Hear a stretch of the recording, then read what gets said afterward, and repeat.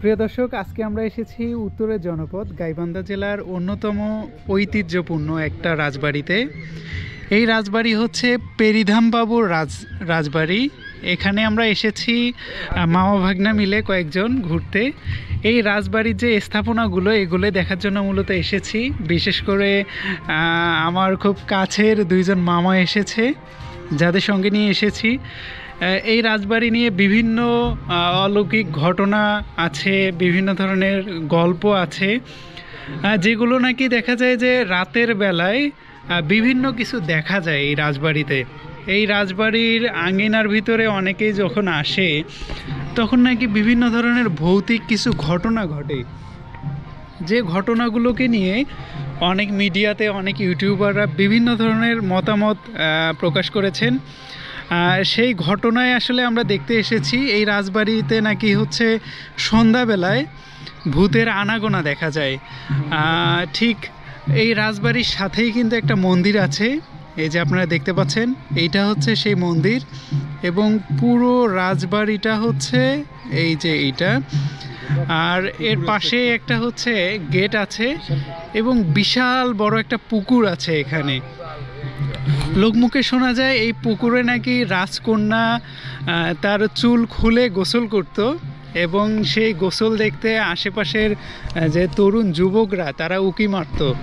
আর সেই উকি মারা দেখে নাকি এই পেরিধাম রাজা যিনি ছিলেন তিনি তার ছাদে কয়েকজন তরুণকে এনে তাদের চোখে শুলি মেরেছিলেন, যেগুলোকে আমাদের আঞ্চলিক ভাষায় লোহা বলা হয়।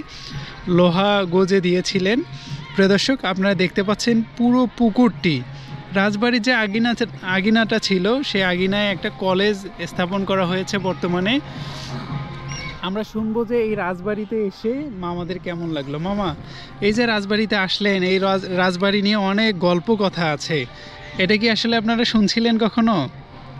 এরকম কোনো কথা শুনি নাই, তবে এখনো এক চাচা বললো যে এখানে নাকি প্রতিদিন রাত হলে এই বাড়ির ছাদের উপরে নাকি অনেক অলৌকিক ঘটনা ঘটে। যেমন ভূতের কথা বলে, ভূত তো বিশ্বাস হয় না যে জিনের আনাগোনা থাকে, ঠিক আছে, এরকমই। তবে আমি এটা বিশ্বাস করি না, যেহেতু তা নিজে না দেখলে এটা বিশ্বাস হবেও না। এই জন্য আসলে আমরা দেখার জন্য অপেক্ষা করতেছি। মামা যদি কিছু বলতেন এই বিষয়টা নিয়ে। আসলে এগুলো কাল্পনিক কথা আমরাও শুনে এসেছি, আমিও শুনেছি, কিন্তু আসলে বিশ্বাস না করলেও আবার বিশ্বাস করতে হয়, কারণ অনেক জায়গায় এগুলো অনেক কিছু ঘটনা ঘটেও থাকে। আবার দেখা যাচ্ছে এগুলো এখন যেহেতু পুরাতন স্থাপনা পড়ে থাকে, এগুলোতে অনেক সময় অনেক ধরনের জিন বা অনেক কিছু এগুলো ভালো মন্দ জিন এগুলো বসবাস করে। এগুলোর থেকে মানুষের এগুলো বিভিন্ন সময় বিভিন্ন ধরনের ভয়ভীতি ছড়িয়ে থাকেন আর কি। মামা, এখন আপনারা যে জায়গাটিতে দাঁড়িয়ে আছেন ঠিক এই জায়গাতে পেরিধাম রাজার মেয়ে কিন্তু গোসল করতেন।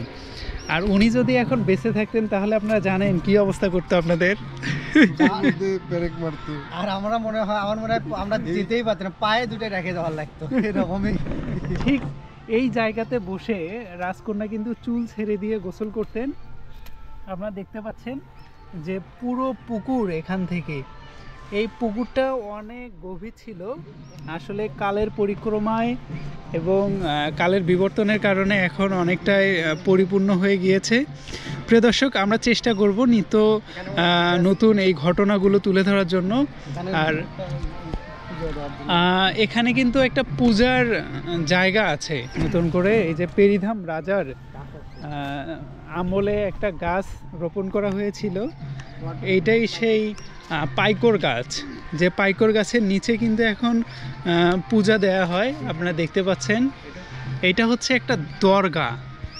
এই যে এখানে কিন্তু উপরে আবার লেখা আছে এইটা দরগা। প্রিয় দর্শক, এই সেই পাইকর গাছ দেখতে পাচ্ছেন। আবার এখানে একটা চার্জ দেওয়ার জন্য বক্স আছে। মামা, এইটা আসলে এই পাইকর গাছের নিচে আসলে কি করা হয় এখন? এখানে মামা বিভিন্ন ধরনের যারা একটু আগেই বললাম যে বিভিন্ন উপসবস জাতীয় যেগুলো আমরা বিশ্বাস করি না, কাল্পনিক, কিন্তু বিশ্বাস করতেও হয়, এগুলোর জন্য এই যে কিছু গ্রাম্য প্রচলন ভাষায় আছে যে সেই উপসবসদের জন্য কিছু খানা দানার ব্যবস্থা, যেমন অনেক সময় দই, কলা, দুধ দিতে হয়। এই যে আপনি দেখতে পাচ্ছেন ওখানে এই অনেকে এই জায়গাটায় তারা খাবার দিয়ে থাকেন। এবং এই যে এই জায়গাতেই কিন্তু দেখেন কি পরিষ্কার করে রেখেছে তারা, এই জায়গাটাতে ঝাড়ু দিয়ে রেখেছে। এই যে আবার এখানে রাতের বেলায় কিন্তু সন্ধ্যাবাতি দেওয়া হয়, এখানে আমরা দেখতে পাচ্ছেন এই যে মোম।